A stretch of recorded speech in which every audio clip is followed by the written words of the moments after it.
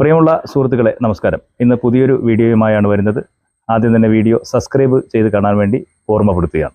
ഇന്നത്തെ നമ്മുടെ വിഷയം ഇന്ത്യൻ ജനാധിപത്യം വിജയിച്ച ഒരു തെരഞ്ഞെടുപ്പാണ് 18ാം ലോക്സഭാ തെരഞ്ഞെടുപ്പ്.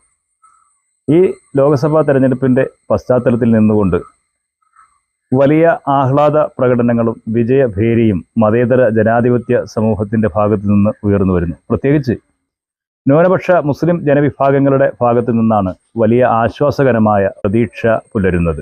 1947 ഇന്ത്യ സ്വതന്ത്രമായി ഒരു രാഷ്ട്രമായി രൂപീകരിക്കപ്പെട്ട ശേഷം കഴിഞ്ഞ 7 പതിറ്റാണ്ടിലധികം കാലവും ഈ രാജ്യത്ത് ന്യൂനപക്ഷ ജനവിഭാഗങ്ങൾ ജനാധിപത്യത്തിൻ്റെ മേൽമയിലാണ് സുരക്ഷിതത്വ ബോധം അനുഭവിച്ചിരുന്നത്. പക്ഷേ നരേന്ദ്രമോദിയുടെ നേതൃത്വത്തിലുള്ള ഭരണകൂടം 2014 അധികാരത്തിൽ വന്ന അന്നു മുതൽ വളരെ ആശങ്കയിലും അതുപോലെ തന്നെ മറ്റൊരു ഭീതിജനകമായ സാഹചര്യങ്ങളിലൂടെയും ഈ രാജ്യത്തെ ന്യൂനപക്ഷ ജനവിഭാഗങ്ങൾ പ്രത്യേകിച്ച് മുസ്ലിം സമൂഹം മാറ്റപ്പെട്ടു. അതിന് പ്രധാനമായ 2 കാരണമുണ്ട്. അവർ അധികാരത്തിൽ വന്ന ഇടങ്ങളിൽ അധികാരം ഉപയോഗിച്ച് എങ്ങനെ മുസ്ലിം സമൂഹത്തെ പാർശ്വവൽക്കരിക്കാം എന്നുള്ള പദ്ധതി തയ്യാറാക്കി. 2014 നരേന്ദ്രമോദിയുടെ ഗവൺമെന്റ് അധികാരത്തിൽ വന്ന ആദ്യത്തെ ദിവസം മുഹ്സിൻ ഷെയ്ഖ് എന്ന് പറയുന്ന ഒരു IT എഞ്ചിനീയറെ തല്ലിക്കൊലക്ക് വിധേയമാക്കിക്കൊണ്ടാണ് നരേന്ദ്രമോദിയുടെ 1ാം ഗവൺമെന്റ് അധികാരമേറ്റ് രാജ്യത്തെ ഭരണത്തിലേക്ക് കടന്നു വന്നത്. അന്ന് BJPയും സംഘപരിവാറും അവരുടെ പ്രൊഫൈലുകളും ഈ രാജ്യത്ത് വിളിച്ചു പറഞ്ഞത് ആദ്യത്തെ വിക്കറ്റ് വീണു എന്നാണ്. ആൾക്കൂട്ട കൊലപാതകത്തെ BJPയും സംഘപരിവാറും രാജ്യത്ത് വിശേഷിപ്പിക്കാൻ ശ്രമിച്ചത്. ആ വിശേഷണത്തിൻ്റെ രൂക്ഷമായ രംഗങ്ങളിലൂടെ പിന്നീട് തല്ലിക്കൊലകൾക്ക് പേരുകേട്ട ഒരു നാടായി ഇന്ത്യ വളർന്നു. മതേതര ജനവിഭാഗത്തിൻ്റെയും ജനാധിപത്യ സമൂഹത്തിൻ്റെയും കൃത്യമായ അടയാളപ്പെടുത്തലുകളുള്ള, അതിനുവേണ്ടി വാദിക്കുന്ന, ഭരണഘടന സംരക്ഷിക്കാൻ വേണ്ടി നിലനിൽക്കുന്ന ഈ രാജ്യത്തെ മതേതര പ്രസ്ഥാനങ്ങൾ അവർ ഈ വിഷയത്തിൽ അവരുടെ നിലപാട് ഇന്ത്യയിൽ പ്രഖ്യാപിച്ചിട്ടുണ്ടോ എന്നുള്ളതാണ് നമ്മൾ പരിശോധിക്കേണ്ടത്. ഈ വിഷയത്തിൽ രാഹുൽ ഗാന്ധിയുടെ വിഖ്യാതമായ ഒരു പ്രഖ്യാപനം ഉണ്ട്. വെറുപ്പിൻ്റെ അങ്ങാടിയിൽ സ്നേഹത്തിൻ്റെ ചായക്കട തുറക്കുന്ന ഒരു ദൗത്യമാണ് തനിക്കുള്ളത് എന്ന് ഈ രാജ്യത്തോട് വിളിച്ചു പറഞ്ഞുകൊണ്ട് അദ്ദേഹം മതേതര ജനാധിപത്യ സമൂഹത്തിൻ്റെ ഇടയിലേക്ക് ഇറങ്ങി വരാൻ വേണ്ടി ഒരു ശ്രമം നടത്തി.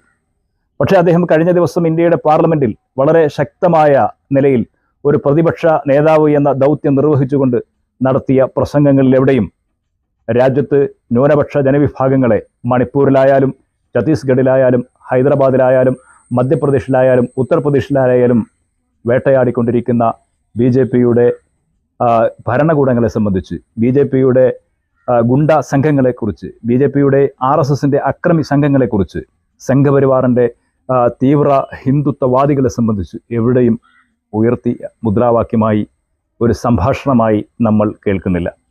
പെരുന്നാൾ ദിനത്തിൽ, ബലിപെരുന്നാൾ ദിനത്തിൽ ഫ്രിഡ്ജുകളിൽ ഇറച്ചി സൂക്ഷിച്ചു എന്ന് പറഞ്ഞ് മധ്യപ്രദേശിലെ 100 കണക്കിന് വീടുകളാണ് അവിടുത്തെ BJP ഭരണകൂടം ബുൾഡോസ് ചെയ്ത് തകർത്തു കളഞ്ഞ് അവിടുത്തെ ജനങ്ങളെ തെരുവിലേക്ക് വലിച്ചിറക്കിയത്.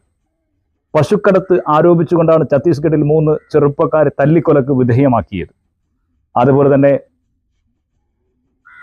ബലിപെരുന്നാൾ ദിനത്തിലെ ബലി അല്ലെങ്കിൽ മുസ്ലിങ്ങൾ ചെയ്യുന്ന ഉളുഹിയ്യത്ത് പോലെയുള്ള ആ ബലി മാംസ വിതരണം പോലെയുള്ള ബലി അറുക്കൽ പോലെയുള്ള കർമ്മങ്ങൾക്ക് ശക്തമായ നിയന്ത്രണങ്ങൾ വരുത്തി തടസ്സപ്പെടുത്താൻ വേണ്ടിയാണ് യോഗി ആദിത്യനാഥിൻ്റെ BJP ഭരണകൂടം മുന്നോട്ട് വന്നത്. മാത്രമല്ല, മുസ്ലിങ്ങൾക്ക് ആടുകളെയും മാടുകളെയും വിൽക്കാതിരിക്കുന്നതിന് വേണ്ടി പണം സ്വരൂപിച്ചുകൊണ്ട് ബൾക്കായി അതിനെയെല്ലാം വാങ്ങി മാറ്റി നിർത്തുന്ന പ്രതികാര ബുദ്ധിയും BJPയും RSSും സംഘപരിവാറും രാജ്യത്ത് നടപ്പാക്കാൻ ശ്രമിച്ചു. ഇതിൻ്റെ ചുവട് പിടിച്ചുകൊണ്ട് പല വീടുകളും ബുൾഡോസ് ചെയ്ത് തകർത്തു. വീടുകൾ കല്ലെറിഞ്ഞു. ആരാധനാലയങ്ങൾ തടസ്സപ്പെടുത്താനുള്ള ശ്രമങ്ങളുണ്ടായി. ആരാധനകൾ തടസ്സപ്പെടുത്താനുള്ള ശ്രമങ്ങളുണ്ടാവുന്നു. ഇതിനിടയിൽ ഈ രാജ്യത്ത് ഡൽഹി അടക്കമുള്ള പ്രദേശങ്ങളിൽ മസ്ജിദുകൾ, 2 മസ്ജിദുകൾ കോടതിയുടെ ഉത്തരവ് എന്ന് പറഞ്ഞ് തകർക്കപ്പെടുന്ന സാഹചര്യങ്ങൾ വന്നു. മദ്രസകൾ തകർത്തെറിയുന്ന സാഹചര്യങ്ങൾ വന്നു.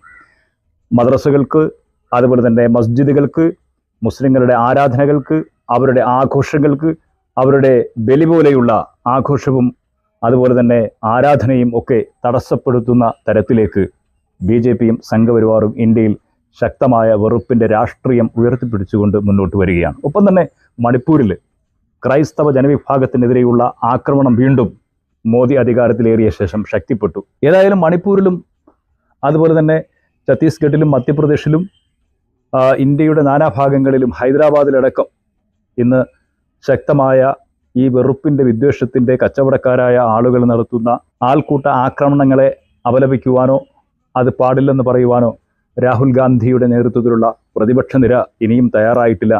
അത് തയ്യാറാകേണ്ടതുണ്ട്.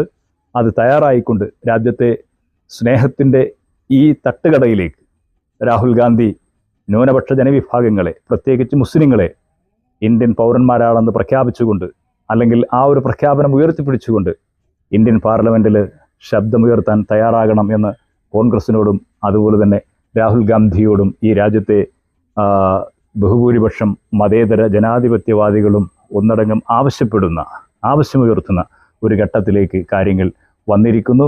കോൺഗ്രസും രാഹുൽ ഗാന്ധിയും അത് ശ്രദ്ധിക്കട്ടെ. ഈ വീഡിയോ നിങ്ങൾക്ക് ഇഷ്ടമായി എന്ന് കരുതുകയാണ്.